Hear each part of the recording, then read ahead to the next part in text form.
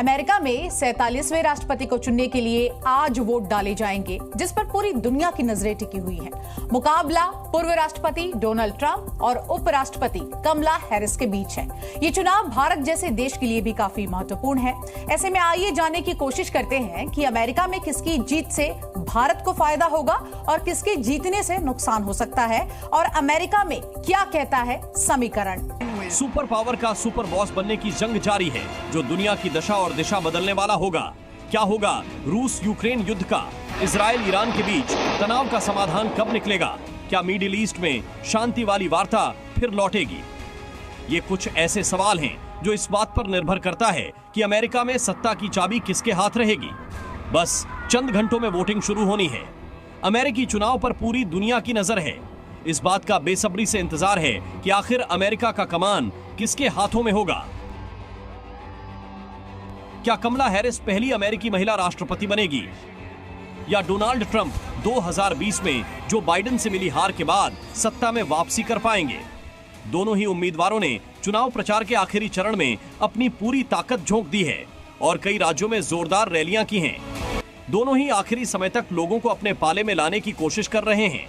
जी जान से लोगों को लुभाने की कवायद की जा रही है।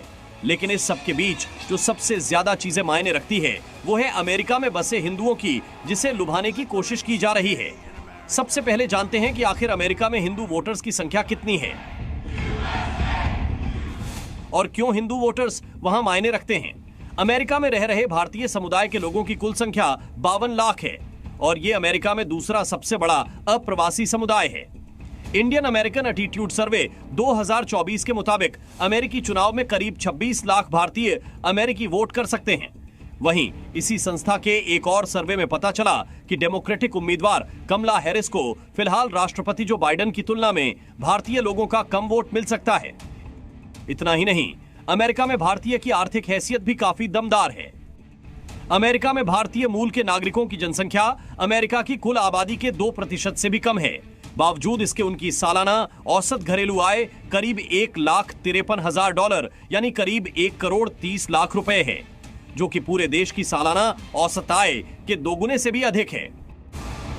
अमेरिका में भारतीय संख्या और आर्थिक दोनों नजरिए से भी बेहद मजबूत है, जो किसी भी चुनाव को प्रभावित करने की क्षमता रखते हैं। और इसी वजह से हैरिस और ट्रंप दोनों ही भारतीय को लुभाने का काम कर रहे हैं।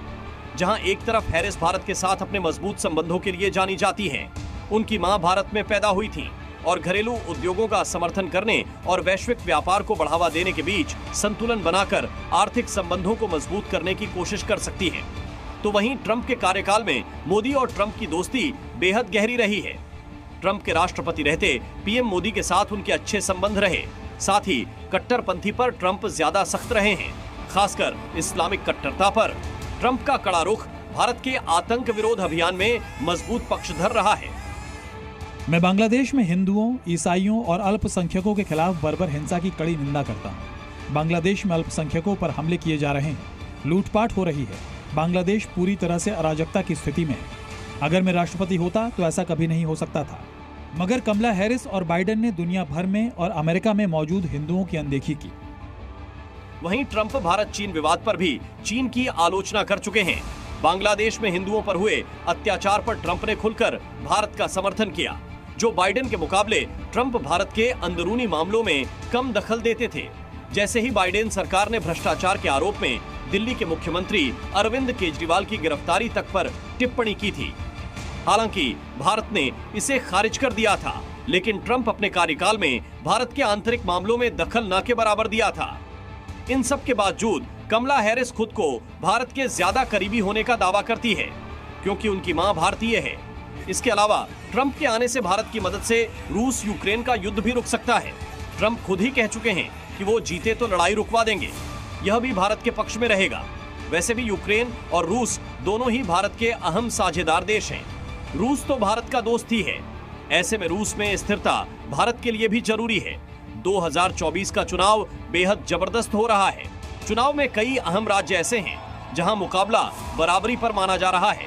वहीं दुनिया की सबसे बड़ी अर्थव्यवस्था और सबसे मजबूत सैन्य शक्ति के रूप में अमेरिका जो भी करता है, अच्छा या बुरा, उसका असर सिर्फ अमेरिका पर ही नहीं बल्कि पूरी दुनिया पर पड़ता है। और यही कारण है इस पर पूरी दुनिया की नजर बनी हुई है। ब्यूरो रिपोर्ट, जी मीडिया।